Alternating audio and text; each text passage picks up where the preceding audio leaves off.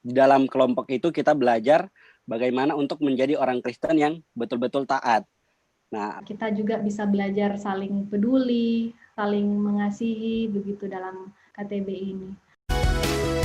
Hey yo komika, welcome to PPK Bacerita. Enjoy the podcast. heyo komika. Heyo. Jumpa lagi bersama kita di podcast PPK Bacerita. Bacerita apa? Badengar yo. Yeay. Nah, senang sekali teman-teman hari ini kita ada lagi dalam podcast PPK Bacerita. Tentu saja hari ini kita akan membahas satu topik yang menarik. Nah, topik apa ini, Nata? Topiknya yaitu KTB atau Kelompok Tumbuh Bersama. Nah, betul sekali. Kita akan membahas topik tentang kelompok tumbuh bersama. Nah, dengan saya Reynaldo Rashid dan teman saya, Dan saya Maranatha Siburian. kita akan membahas bersama tentang KTB selama kurang lebih 30 menit ke depan. Nah, sudah hadir bersama dengan kita seorang kakak yang akan menjadi narasumber. Nah, ini dia Kak Lisa Rompas. Halo Kak Ica. Halo Kak. Halo teman-teman semuanya. Halo. Apa kabar Kak Ica? Baik, puji Tuhan baik. Puji Tuhan baik. Nah Kak Ica, kita akan membahas satu topik tentang KTB, Kelompok Tumbuh Bersama. Sebelum kita masuk di dalam pertanyaan-pertanyaan, bolehkah Kak Ica memperkenalkan diri secara singkat tentang diri Kak Ica, kemudian aktivitas Kak Ica setiap hari? Oke, terima kasih untuk teman-teman semua yang sudah mengundang saya, mengundang Kak di acara ini. Jadi bersyukur sekali boleh menjadi bagian di saat ini.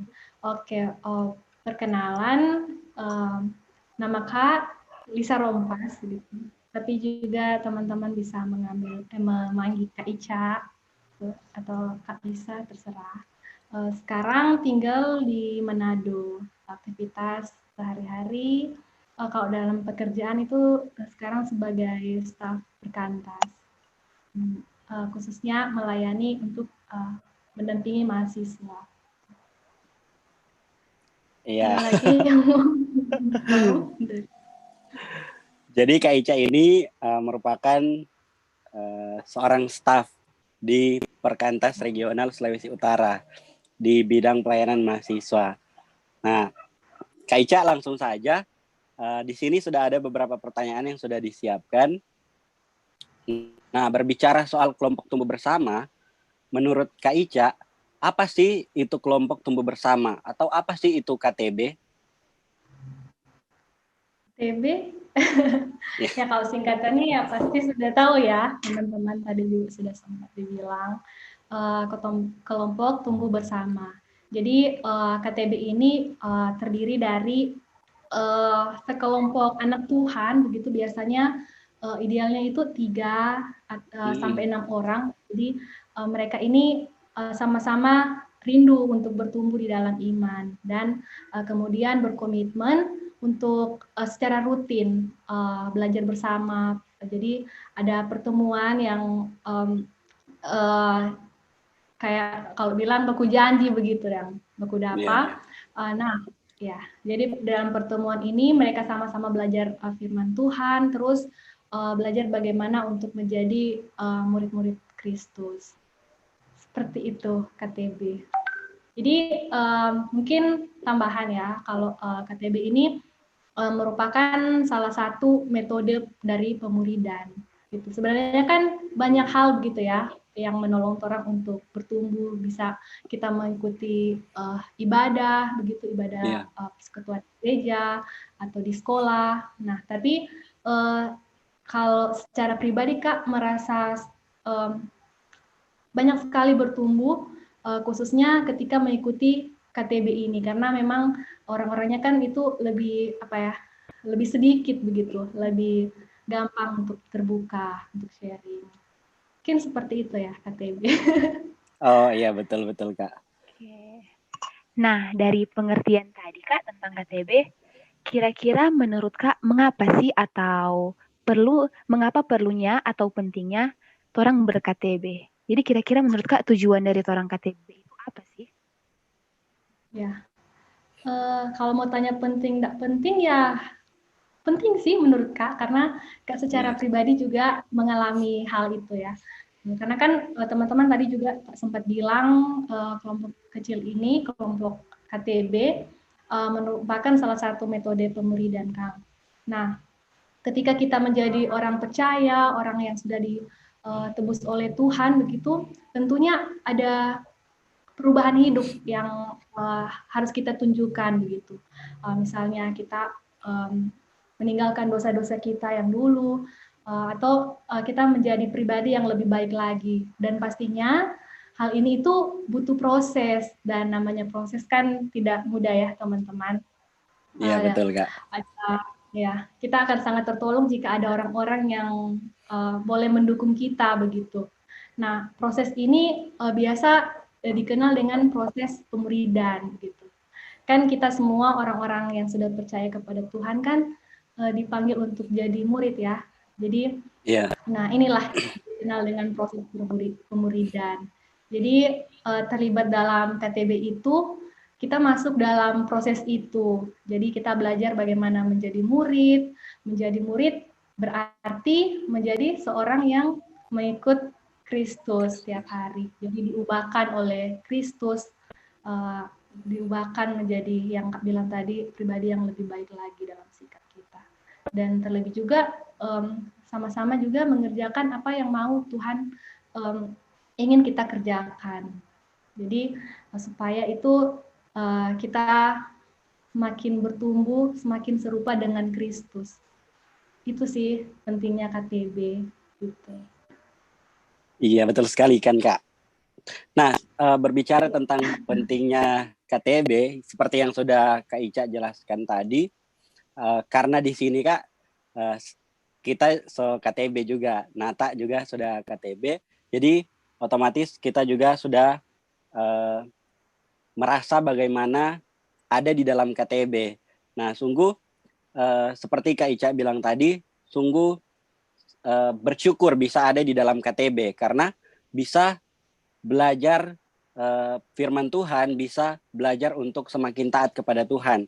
Bahkan pertumbuhan iman itu semakin hari semakin bertambah karena di dalam kelompok itu kita belajar bagaimana untuk menjadi orang Kristen yang betul-betul taat.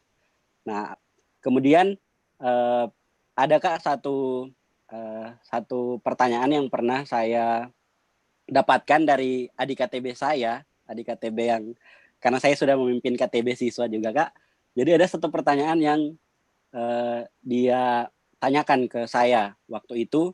Mungkin ini sudah dijawab tadi sama Kak Ica, tapi mungkin lebih diperjelas lagi. Dia bertanya, Kak, sudah ada ibadah, sudah ada ibadah-ibadah di gereja, kemudian sudah ada persekutuan-persekutuan di remaja, contohnya pemuda. Terus dia tanyakan, kenapa perlu lagi untuk kelompok tumbuh bersama? Kenapa perlu lagi KTB? Memangnya itu berbeda? Dia tanya seperti itu. Mungkin Kak Ica boleh merespon pertanyaan seperti itu? Ya. Sebenarnya prinsipnya selama kita ikut ibadah, ikut KTB, kita semakin bertumbuh itu tidak masalah begitu. Tapi yang Kak bilang tadi toh, Aldo juga sempat sharingkan bagaimana secara pribadi ditolong oleh KTB ini. Begitu. Iya. Karena spesialnya ini KTB, dia hanya terdiri dari sekelompok kecil orang yang Kak bilang di awal kan, ya 3-6 orang.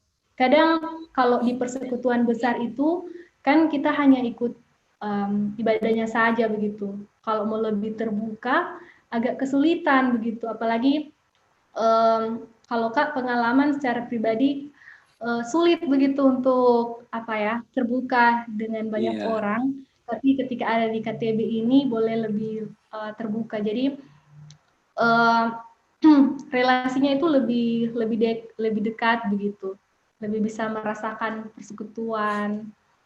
Jadi boleh ada yang memang kan ada KKTB ya, kalau di KKTB kita sharing lebih personal, lebih internal dengan kita secara pribadi.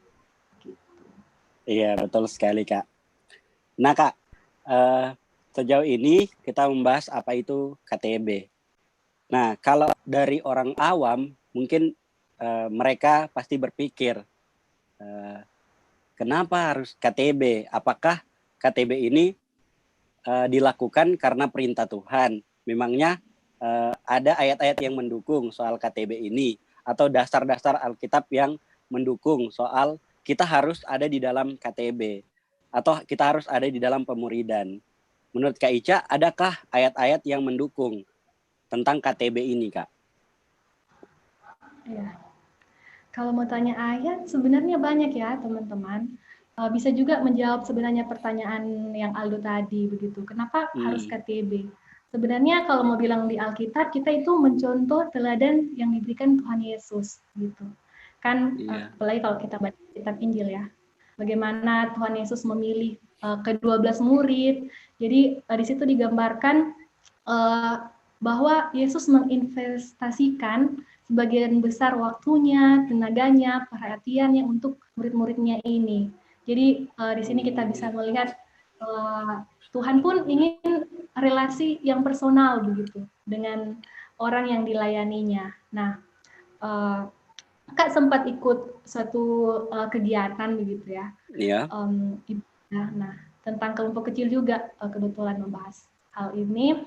Di situ dibilang banyak orang yang ingin punya pelayanan yang sukses begitu, yang berhasil, tapi tidak mau untuk mengikuti apa yang Tuhan Yesus ajarkan, teladankan. Nah, di bagian ini kan kita belajar bagaimana teladan Tuhan Yesus yang juga dia memilih ke-12 murid itu. Apa juga ya, di Alkitab juga kan ada amanat agung ya Tuhan Yesus. Iya. Bagaimana pesan-pesan terakhir Tuhan Yesus ketika dia mau naik ke surga, dia memerintahkan semua orang itu untuk jadi murid Kristus. Nah, inilah bagiannya begitu kita ketika terlibat dalam KTB, kita diajak untuk mengikuti teladan Tuhan Yesus juga. Jadi KTB ini bukan baru ada sekarang terus asal dibuat atau yang penting ada komunitas saja begitu yang. Tapi itu juga banyak Alkitab yang menjelaskan tentang KTB walaupun tidak tersurat ya, tidak tertulis secara seperti itu. Nah, tadi juga Kak kita ada menangkap bahwa Kak bilang kalau mungkin Kak agak kurang agak kurang mengerti mungkin kalau misalnya pada saat ibadah karena kan itu kalau bilang besar tuh begitu, tapi kan pada saat di KTB orang-orangnya tangkap itu mungkin salah satu manfaat dari ber-KTB. Apakah ada lagi manfaat-manfaat lain Kak selain itu tadi? Jadi manfaat-manfaat KTB itu kira-kira selain tadi itu adakah hal lain? Oke. Jadi selain makin kita terbentuk secara personal kita ya dalam hal karakter, kita juga bisa belajar saling peduli, saling mengasihi begitu dalam KTB ini. Salah satu hal mungkin yang Kak syukuri tentang KTB ini, kita punya sahabat untuk bertumbuh, sehingga kita tidak merasa untuk sementara berjuang sendirian begitu. Jadi ada orang-orang yang mempedulikan, saling menguatkan. Kan kita juga mungkin ada saat-saat kita jadi malas begitu bersaat teduh begitu. Nah, ada yang mengingatkan, jangan lupa nih saat teduh begitu dah. Jadi itu sih ada orang-orang yang memang mau memperhatikan kita, terlebih mendoakan kita, itu kan hal yang perlu sangat kita butuhkan ya sebenarnya, orang yang mendukung seperti itu. Atau teman-teman yang lain ada manfaat lain yang dirasakan begitu dengan KTB? kan tadi so sharing kan toh so terlibat juga KTB Nata sama Iya. Kalau dari kita sih Kak, banyak hal sih yang kita dapatkan, manfaat-manfaat yang kita dapatkan di dalam KTB. Salah satunya seperti tadi yang kita bilang, KTB ini satu wadah, satu tempat yang kita bisa bertumbuh di dalamnya. Nah, seperti tadi disampaikan ke Ica, kalau di ibadah-ibadah itu orangnya biasa banyak, jadi sulit untuk terbuka. Kalau di KTB itu tempat yang bebas untuk kita terbuka, apalagi kita ada teman, ada sahabat di dalam KTB, kemudian kakak KTB yang selalu menuntun, membimbing kita, pasti relasi kita dengan mereka itu semakin dekat. Jadi kita lebih terbuka dengan mereka. Nah itu sih salah satu hal yang penting, manfaat yang penting ada di dalam KTB. Selain itu juga hal yang sangat bermanfaat itu perubahan sih Kak, perubahan hidup ketika dulunya kita tidak taat, saat ini kita menjadi taat. Seperti contoh saat teduh, seperti contoh doa. Dulu itu sebelum saya KTB masih bolong-bolong soal hal-hal yang tadi. Tetapi setelah KTB tertolong karena saling mengingatkan, seperti tadi Nata bilang, saling menguatkan satu dengan yang lain di dalam kelompok ini, sehingga kehidupan rohani atau kehidupan kita, hubungan kita dengan Tuhan itu semakin terjaga di dalam KTB. Kita bisa saling menguatkan. Kalau dari Nata mungkin ada manfaat yang Nata dapatkan? Kalau kita juga itu sama dengan Kak Al, dengan Kak Ica, mungkin juga tambahan teman KTB Nata dengan kakak KTB Nata itu rasa jadi motivasi dang. Misalnya saat meng-sharingkan pengalaman-pengalaman mereka saat teduh atau jam-jam doa yang misalnya mereka melakukan jam doa atau saat teduh hampir selalu rutin, bahkan punya waktu dang begitu, kayak ya, termotivasi dang. Kadang lain kali kan sering bolong tuh, tapi karena dengar cerita dari mereka, termotivasi. Kakak KTB, teman KTB saja boleh begitu, masa pribadi sendiri nggak boleh? Kan sama-sama bergaul dengan mereka. Jadi ada motivasi karena ada di dalam KTB. Kira-kira begitu sih kalau dari kita DP manfaat. Iya. Ya, betul. Merasakan ya manfaatnya. Tapi bukan berarti kalau saya ikut KTB, so tidak mau ikut ibadah-ibadah yang teman-teman, tetap hal itu juga diperlukan. Iya, betul Kak. Nah Kak, selanjutnya berbicara soal manfaat yang tadi. Nah pasti ketika kita ada di dalam KTB, kita menyadari pun bukan hanya manfaat yang kita dapatkan. Nah, seringkali mungkin ada pergumulan di dalam KTB atau biasa dikatakan tantangan-tantangan dalam ber-KTB, Kak. Nah, di sini saya dan Nata sudah ada beberapa tantangan, ada beberapa list yang sudah kami buat. Di situ ada yang pertama, Kak, ada tantangan tentang orang tua yang melarang untuk KTB, Kak. Jadi menurut Kak Ica, bagaimana ketika ada seorang siswa yang mau untuk KTB, kemudian dia dilarang oleh orang tua untuk KTB. Mungkin Kak Ica boleh kasih pendapat bagaimana dengan siswa yang ini? Ya, sebenarnya setiap kelompok itu punya tantangan masing-masing ya dalam KTB. Itulah yang menggambarkan keunikan sendiri di setiap kelompok. Iya, betul. Dan tugasnya ya, kalau pimpin siswa, mahasiswa, ataupun kakak-kakak alumni yang sudah bekerja, pastinya ada tantangan. Iya. Dan kalau Aldo tanyakan itu terkait ini teman-teman siswa ya, kalau ada larang gimana Kak gitu. Kalau Kak sih berpandangan pastinya semua orang tua itu ingin melihat anak-anaknya itu bertumbuh dengan baik, punya pergaulan yang baik. Mungkin itu pun yang menjadi kekhawatiran begitu ya. Iya.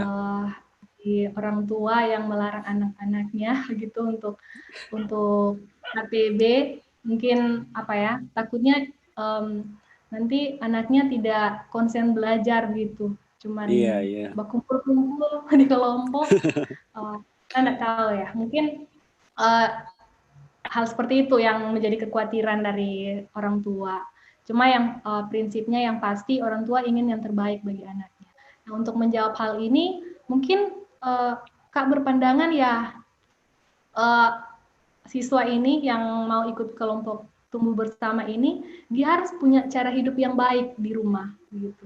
Jadi Iya, iya. kan kayak apa ya, berhubungan dengan tadi kan kalau ikut KTB sebenarnya ada perubahan hidup ya. Perubahan hidup. Jadi cobalah komunikasikan dengan mama gitu, dengan papa tentang KTB ini seperti apa begitu. Jadi bisa terlihat juga dari adik-adik ini, siswa-siswa ini lebih rajin begitu di rumah. Iya, iya betul. Kan nanti kalau orang tua tanya, ih kenapa lebih rajin gitu. Nah, bilang oh ini Kak, ini karena ikut KTB begitu, kita juga belajar mesti rajin membantu orang tua juga begitu. Rajin beribadah. Jangan sampai ketika kita ikut KTB kalau orang tua mau minta tolong, kita jadi apa ya? Alasannya ada mau KTB begitu dong. Jadi pandangannya Iya, iya. itu orang tua, ini KTB buat kita anak apa ini gitu. Seperti itu mungkin ya teman-teman. Jadi harus punya cara hidup yang baik yang ditunjukkan gitu. Jadi orang tua bisa melihat perubahan hidup kita, yang yakin orang tua juga pasti akan mendukung kita ketika kita bilang mau KTB. Itu Iya, sih. intinya memberikan buah dari KTB itu kan Kak. Jadi hal-hal yang baik itu yang kita dapatkan dari KTB itu disampaikan ke orang-orang yang ada di sekitar kita, lebih khusus orang-orang yang ada di rumah. Nah, pasti itu akan didukung penuh oleh orang tua. Seperti itu. Ya, Mungkin ya. kadang anak-anaknya ya, si teman-teman yang mungkin sulit terbuka dengan orang tua itu juga menjadi Iya kesulitan juga. sendiri sih begitu. Itu sih harus terbuka. Iya. Semangat. Nah, tadi kan Kak itu tentang orang tua, mungkin itu masalah eksternal. Nah, sekarang mungkin di KTB ada juga masalah internal. Kasusnya ini ada seorang adik KTB yang merasa sudah mulai bosan ber-KTB. Namanya juga kan manusia melakukan hal yang berulang-ulang secara terus-menerus, pastilah ada di titik namanya bosan. Gimana tanggapan dari Kak Ica menanggapi adik KTB yang seperti itu, Dang? Sudah merasa bosan saat ber-KTB? Wah, gimana ya? Sudah bosan mau seperti ya. Ya, mungkin Kak menyarankan ya cobalah untuk terbuka dengan PKK-nya begitu. Bisa mengusulkan untuk hal-hal lain yang dilakukan dalam KTB. Memang membosankan kalau teman-teman janjiannya itu hanya PA saja begitu dan tiap minggu begitu. Kan di dalam KTB itu bukan saja belajar firman Tuhan ya teman-teman, bisa sharing, berbagi hidup, melakukan kegiatan-kegiatan bersama, pelayanan bersama, coba terbuka begitu dengan PKK-nya. Sebenarnya PKK juga harus harus peka dengan hal-hal seperti itu. Cuman mungkin kalau PKK-nya yang masih katakanlah kurang peka begitu, adik kelompoknya yang mungkin mengusulkan, kan seharusnya sudah tidak malu-malu lagi ya untuk mengusulkan, sharing, menceritakan keluh kesah kepada kakak KTB, kan seharusnya sudah semakin dekat ya relasinya. Iya. Kalau Kak menempatkan diri sebagai PKK-nya begitu, terus ada kakak yang bilang bosan, terus menyampaikannya kepada Kak akan merasa bersyukur begitu. Oh, Iya, mungkin ternyata yang selama ini terlalu monoton misalnya begitu yang. Jadi KTB kan juga dalam hal ini belajar ya teman-teman, Iya. belajar. Jadi bukan dalam KTB itu bukan AKK saja yang bertumbuh, tapi PKK-nya juga bertumbuh begitu. Mungkin seperti itu sih pandangan Kak. Iya, betul Kak. Iya Kak, kalau soal membosankan sih menurut kita sih Kak, tidak semua juga, tapi bisa dibilang semua mungkin pernah merasakan bosan ini di dalam KTB. Mungkin karena waktunya terlalu lama atau pola KTB-nya itu berulang-ulang seperti itu, PA terus. Nah, kalau dari kita sih bisa mengusulkan cara-cara yang lain, metode-metode yang lebih kreatif di dalam ber-PA. Misalnya kalau yang biasanya dia ceramah, bisa diganti dengan metode diskusi, metode games, bisa buat bahan PA itu menjadi dengan metode games ataupun diskusi-diskusi yang bisa memicu adik-adik KTB untuk lebih aktif di dalam KTB. Ketika mereka aktif, pasti rasa bosan itu hilang, bisa dibilang begitu. Kemudian bisa juga memanfaatkan teknologi sekarang sih. Misalnya jangan hanya pertemuan, istilahnya pertemuannya bisa divariasikan. Misalnya bisa lewat Zoom, bisa lewat WA, metode-metode yang digunakan atau cara-cara juga fasilitasinya juga bisa dibuat menarik sih kalau dari saya, supaya AKTB atau teman-teman adik-adik yang akan KTB itu tidak bosan di dalam mengikuti KTB. Penting sih itu deh, memikirkan hal-hal kreatif. Iya. Itu yang bisa kita lakukan di KTB.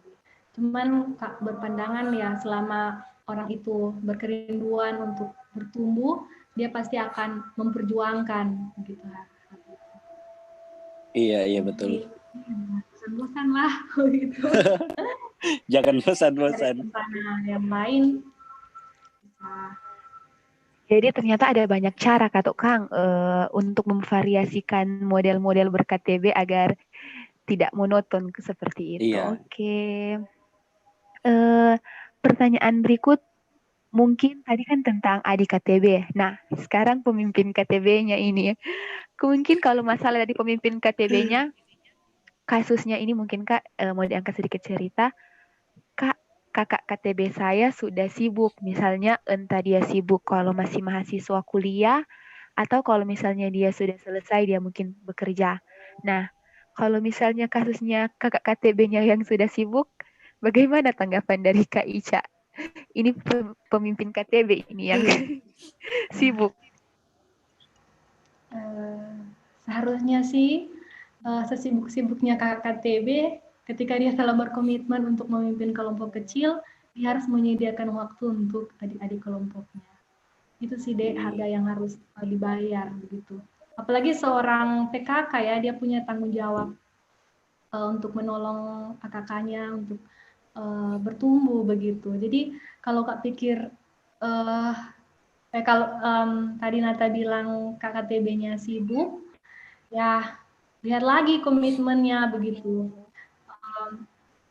dari KKTB itu. Cuman yang pasti kalau Kak sih dengar mungkin pengalaman dari teman-teman yang lain, memang ada seperti itu. PKK memang sibuk, apalagi mungkin kalau sudah alumni agak kesulitan ya cari waktu untuk pertemuan bersama kakaknya. Ya pasti dia akan mengupayakan juga untuk mungkin men-sharingkan kakak yang lain untuk menolong begitu dalam pertumbuhan kakaknya itu tidak apa-apa begitu. Cuman yang pasti kalau Kak sih berpandangan PKK-nya harus menyediakan waktu sesibuk-sibuknya dia begitu ya dalam hal yang dikerjakan.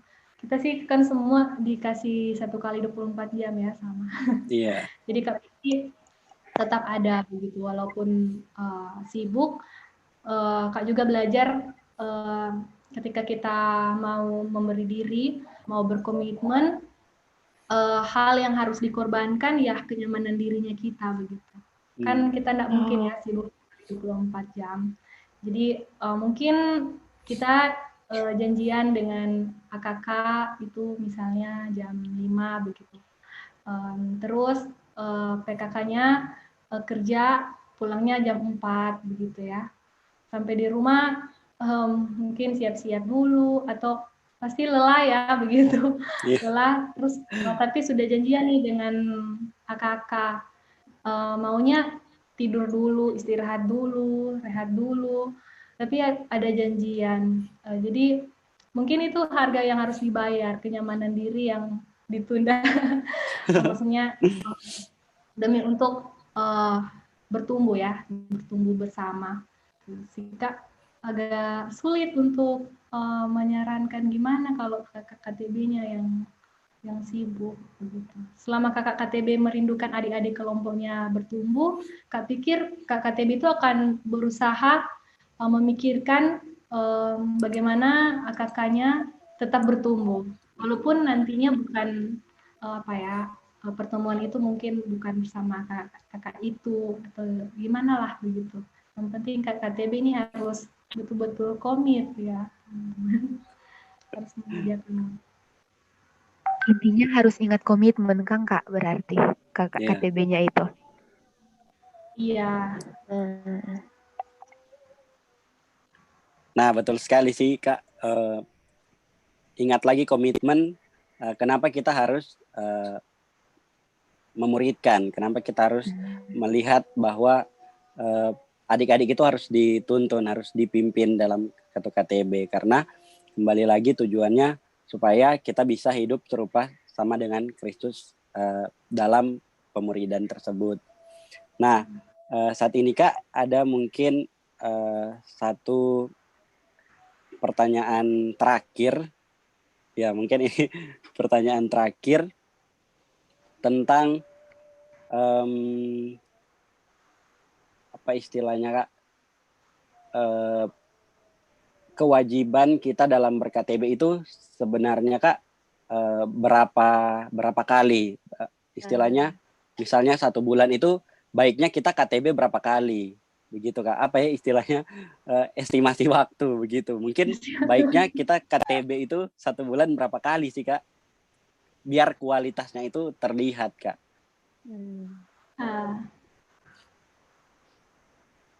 Tergantung sih Dek. Maksudnya kalau mau idealnya, kalau mau ikuti teladan Tuhan Yesus, gimana teman-teman? Tuhan menginvestasikan waktunya bersama murid-muridnya berapa lama? Jadi kan kurang lebih kalau nggak salah itu 3 tahun ya. Terus itu setiap hari loh Tuhan Yesus bersama dengan murid-muridnya. Nah kita kalau mau tanya waktu yang idealnya kita KTB, maunya berapa lama? Ya, jadi memang ada pertemuan-pertemuan yang memang kita rencanakan khusus untuk bertemu. Nah kalau Kak sih secara pribadi hal ini kan kalau di KTB lebih mudah sebenarnya karena kan dari kesepakatan bersama ya, komitmen bersama. Sambil lihat juga mungkin kesibukan yang tadi dibilang, hal yang perlu dikerjakan lain. Mungkin beberapa kelompok kecil ada yang berkomitmen seminggu 1 kali begitu. Tapi ada juga yang mungkin 2 minggu 1 kali. Tergantung sih komitmen kalau mau bilang baku janjinya dari PKK sama dari PKK sama. Tapi kan prinsipnya KTB itu berbagi hidup ya. Jadi kita tidak terbatas dengan janjian ketemuan. Begitu. Jadi kalau misalnya di hari-hari lain mau sharing atau gimana-gimana begitu, mau janjian, misalnya kan kalau KTB ada anggaplah 3 orang AKK sama 1 AKK. Mungkin yang 1 AKK ini mau lebih personal sharingnya sama KTB, bisa juga begitu. Di hari-hari yang tidak baku janji itu yang tadi, mungkin menelpon atau janjian ketemuan, terserah sih tergantung komitmen pribadi. Kalau mau tanya idealnya, Kak lihat lagi apa yang diteladankan Tuhan Yesus. Cuman kan setiap hari ya, 1 kali 24 jam malahan. Tapi karena kita kan memang dalam keterbatasan begitu, ya tinggal itu sih, tergantung komitmen bersama begitu untuk waktunya. Iya, jadi seperti itu ya teman-teman. Bagaimana kita melihat komitmen waktu kita untuk ada dalam KTB. Jadi otomatis semakin kita sering ada di dalam KTB, semakin kita rajin untuk KTB, maka pertumbuhan iman kita pun semakin naik level. Istilahnya kualitas iman kita pun semakin angkat jempol lah istilahnya. Jadi semakin baik untuk kita dalam bertumbuh. Iya, betul-betul Kak. Nah, Nata mungkin masih ada lagi atau? Oh iya. Jadi Kak kayaknya sudah selesai dengan pertanyaan-pertanyaan yang seperti itu tentang KTB. Semoga teman-teman yang akan ada di dalam KTB, teman-teman yang sudah ada di dalam KTB semakin mengenal dan semakin bertumbuh dengan podcast kali ini. Terima kasih Kak Ica, terima kasih Nata sudah bersama-sama. Nanti kita akan jumpa lagi di podcast-podcast selanjutnya. Terima kasih. Terima kasih, semangat semuanya. Semangat KTB juga.